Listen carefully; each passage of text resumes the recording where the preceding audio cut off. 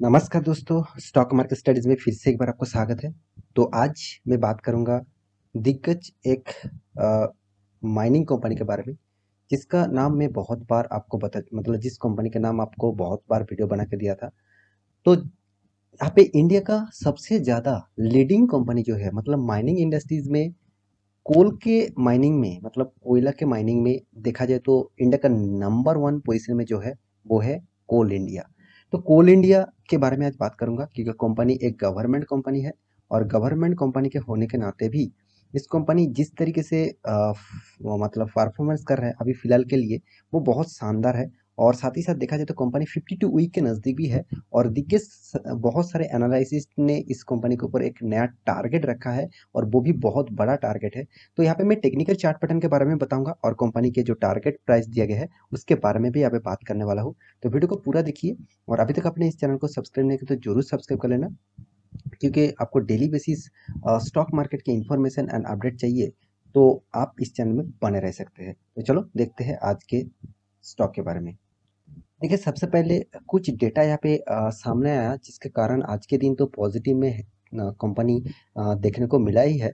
साथ ही साथ देखा जाए तो जितने सारे पॉजिटिविटी इस कंपनी के ऊपर देखने को मिला, तो आप देखेंगे तो बहुत ज़्यादा पॉजिटिविटी है फ्यूचर में इसका ग्रोथ मेंटेन करने के लिए। क्योंकि कंपनी ने इस फाइनेंशियल ईयर 2022, तो फाइनेंशियल ईयर 2022 इसके रिपोर्ट के हिसाब से देखा जाए तो कंपनी एक अच्छा खासा यहाँ पे तेजी आपको देखने को मिला।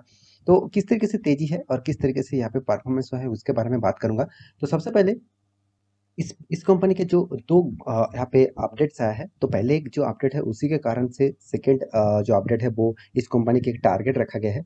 तो देखिए किस तरीके से टारगेट रखा गया है और कौन सा कारण के बेसिस से टारगेट रखा गया है उसके बारे में चलो चर्चा करता हूँ। तो सबसे पहले मैं यहाँ पे जो न्यूज आया उसके बारे में बात करूंगा। यहाँ पे देख सकते हैं दिग्गज वेबसाइट द इकोनॉमिक टाइम्स के ऊपर आ चुका हूँ। इसी न्यूज के माध्यम से इस चैनल को पूरा डिटेल से यहाँ पे मतलब इस न्यूज के माध्यम से ही यहाँ पे डेटा पब्लिश किया गया है अच्छा खासा सा। तो यहाँ पे देख सकते हैं कोल इंडिया लिमिटेड, यहाँ पे देखिए कैपेक्स आप 12% to record ₹14,834 crore in financial year 2022। तो कोल इंडिया लिमिटेड ने क्या किया, कैपेक्स आप 12% रिकॉर्ड 12% ब्रेक किया, वो भी 14,834। तो टोटल देखा जाए तो 14,834 करोड़ का टोटल यहाँ पे जो कंपनी ने कैपेक्स किया। तो कंपनी ने ग्रोथ जबरदस्त हुआ है, 12% का ग्रोथ, मतलब कोई छोटा मोटा ग्रोथ नहीं है, अच्छा खासा ग्रोथ यहाँ पे कंपनी के ऊपर हुआ है। आप देख सकते हैं कोल इंडिया लिमिटेड, यहाँ पे देखिए scaled up its capex to 14,834 crore ending financial year 2022, 101% of the set target and the highest spend so far. मतलब कंपनी ने जो टारगेट रखा था उस टारगेट को यहाँ पे फुलफिल किया। The move target for the financial was rupees 14,685। मतलब देखिए, जब पहले कोई कंपनी कोई बिजनेस स्टार्ट करता है, कोई भी फाइनेंशियल ईयर में स्टार्ट करता है, तो एक एस्टिमेट किया जाता है, एक मेमोरेंडम ऑफ अंडरस्टैंडिंग के हिसाब से यहाँ पे एस्टिमेट किया जाता है। तो यहाँ पे देखा जाए तो जो टारगेट रखा गया था वो 14,685 था, मगर कंपनी ने जो यहाँ पे टारगेट अचीव किया वो 14,834 है। मतलब कितना शानदार यहाँ पे टारगेट अचीव किया आप देख सकते हैं। और एक चीज मैं इस कंपनी के बारे में जरूर कहूंगा, वो है कंपनी जिस तरीके से ऑब्वियसली फाइनेंशियल ईयर में काम किया वो देखने का लायक है। अभी देखना बाकी है Q4 में कंपनी किस तरीके से रिजल्ट करते हैं और किस तरीके से कंपनी परफॉर्मेंस भी करते हैं। तो मेरे हिसाब से यहाँ पे इस कंपनी का जो परफॉर्मेंस है वो फ्यूचर में और भी अच्छा खासा देखने को मिल सकता है। तो इसी गुड न्यूज़ के कारण से ही मुझे लगता है एक दिग्गज इंस्टीट्यूशन ने यहाँ पे एक टारगेट रखा है इस कंपनी का। वो टारगेट भी क्या है आप देख सकते हैं, कोल इंडिया, बाई कोल इंडिया का एक बाइंग कॉल यहाँ पे दिया जा रहा है, और वो भी देखिए टारगेट प्राइस 252। अभी इसका करंट प्राइस कितना है, करंट प्राइस आप देखेंगे तो यहाँ पे, हाँ चलो अब देख लेते हैं, 186। और यहाँ पे जो टारगेट रखा जा रहा है कितना, 252। इसका मतलब कंपनी के ऊपर 252 मतलब एक अच्छा खासा टारगेट यहाँ पे रखा गया है। तो कंपनी के ऊपर बहुत शानदार एक टारगेट रखा गया है और टारगेट बेसिस देखा जाए तो ऑब्वियसली अच्छा खासा यहाँ पे कंपनी का टारगेट क्यों रखा गया है, मैं पहले आपको एक डेटा के हिसाब से मैं आपको दिखा चुका हूँ। और यहाँ पे मुझे भी लगता है इस तरीके से अगर परफॉर्मेंस करते हैं कोल इंडिया तो इस लेवल को भी अचीव कर सकते थे। कि फिर भी मैं कोई रिकमेंडेशन नहीं दे रहा हूँ कि यहाँ पे जो दिग्गज एनालिसिस्ट यहाँ पे देखिए सेंट्रम ब्रोकिंग, तो सेंट्रम बुकिंग ने जो टारगेट यहाँ पे दिया गया है, मतलब उन्होंने जो टारगेट रखा वो सेम टू सेम टारगेट मैं नहीं बताऊंगा। मैं लॉन्ग टर्म निवेशक के लिए बात करता हूँ, तो लॉन्ग टर्म के पर्सपेक्टिव के हिसाब से इसके ऊपर क्या राय होने वाला है वो तो मैं बाद में बताऊंगा। तो अभी देखा जाए तो यहाँ पे देखिए Centrum booking has buy call on the Coal India with the target price ₹252। The current market price of the coal India is ₹194। तो एक्चुअली देखा जाए तो कंपनी करंट सिनेरियो में जो इसका प्राइस है उसके हिसाब से टारगेट जो रखा गया है करीबन करीबन 60 पॉइंट मतलब 60 पॉइंट का टारगेट यहाँ पे रखा गया है। तो ऑब्वियसली इस टारगेट को फॉलो भी आप कर सकते हैं ना भी कर सकते हैं, आपका खुद का मर्जी। क्योंकि इस तरीके से टारगेट जब कोई कंपनी देते हैं उसका खुद का एनालिसिस टीम के माध्यम से देते हैं, मेरे हिसाब से इस तरीके से टारगेट चेंजिंग भी हो सकते हैं, इस तरीके से टारगेट अलग अलग चेंजिंग भी हो सकते हैं। तो आपको देखना है क्या इस टारगेट को आप कितना फुलफिल अप कर सकते हैं। तो यहाँ पे मैं जो बात आपको कहूँगा इस कंपनी के बारे में, तो आप देखेंगे तो देखा जाए तो इस कंपनी ने जो परफॉर्मेंस अभी तक किया हुआ है वो बेस्ट था। फिर भी देखिए मैं इस कंपनी के ऊपर थोड़ा सा नेगेटिविटी हूँ, क्योंकि देखिए सबसे पहले गवर्नमेंट कंपनी है। दूसरी बात कंपनी अच्छा खासा प्रॉफिट होने के नाते भी कुछ पॉइंट्स नेगेटिव है। जो पॉइंट नेगेटिव है वो पहले आपको दिखा दूँ। देखिए सबसे पहली बात कंपनी लार्ज कैप है, चलो ये पॉजिटिव है। कंपनी का ईपीओ रेशियो भी ठीक ठाक लेवल में है, एक लो लेवल में है, ये भी पॉजिटिव है। कंपनी का कर्जा जो है उसके हिसाब से कंपनी एनुअली इनकम बहुत ज़्यादा है 12,000 करोड़, तो इसको आप डेट फ्री कंपनी बोल सकते हैं। तो ऑब्वियसली ये भी एक पॉजिटिव है।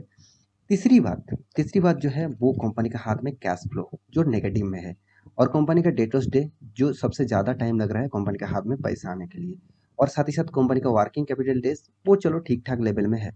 अभी देखिए और एक चीज़ मैं नेगेटिव जरूर कहूँगा, कंपनी की इतना अच्छा खासा प्रॉफिट होने के बाद भी कंपनी का देखिए सीएजीआर परसेंटेज जो है और सेल्स ग्रोथ जो है और यहाँ पे प्रॉफिट ग्रोथ जो है वो ज़्यादातर देखा जाए तो नेगेटिविटी में है। जैसे देखा जाए 10 साल में कंपनी 6% तक नेगेटिव में है, 5 साल में करीबन 9% तक नेगेटिव है, 3 साल में चलो नेगेटिव है, और 1 साल में भी कंपनी पॉजिटिव है। तो हर डेटा के बारे में बात करूँ तो कंपनी के यहाँ पे कुछ नेगेटिविटी और कुछ पॉजिटिविटी देकर ही कंपनी यहाँ पे काम कर रहा है। तो 10 साल की परफॉर्मेंस के हिसाब से बात करूँ तो कंपनी का जो परफॉर्मेंस है वो अच्छा खासा जरूर तो दिखते हैं। जैसे 10 साल में करीबन देखिए कंपनी का रिटर्न ऑफ इक्विटी अच्छा खासा दिखेगा, मगर कंपनी ने आपको रिटर्न जो दिया वो टोटली नेगेटिविटी में है। तो और एक चीज आप इस कंपनी के बारे में जो रिजर्व के बारे में बात करूँ तो कंपनी का जो रिजर्व है वो देखा जाए तो 19,000 करोड़ से स्टार्ट हुआ, धीरे धीरे कंपनी बढ़ते गए, अभी 34,000 करोड़ तक पहुंच चुके हैं। तो कंपनी रिजर्व भी अच्छा खासा ग्रोथ हुआ। और हाँ यहाँ पे कंपनी का टोटल जो कर्जा है, टोटल कर्जे के बारे में बात करूँ तो अराउंड देखा जाए तो टोटल जो कर्जा है वो कंपनी पहले तो कर्जा अच्छा खासा लेके रखे थे, बीच में कंपनी बहुत कम कर चुके थे, अभी भी कंपनी के पास कर्जा है करीबन 30,000 करोड़ तक। और यहाँ पे कंपनी के देखिए टोटली प्रोमोटर के बारे में बात करूँ तो प्रोमोटर के पास देखिए 66% होल्डिंग है। उसके बाद देखिए डीएस के पास सबसे ज़्यादा होल्डिंग है 21%। उसके बाद पब्लिक के पास है, उसके बाद देखिए एफआईएस के पास भी है। तो आप कहेंगे सर कंपनी के ऊपर आप नेगेटिव क्यों है?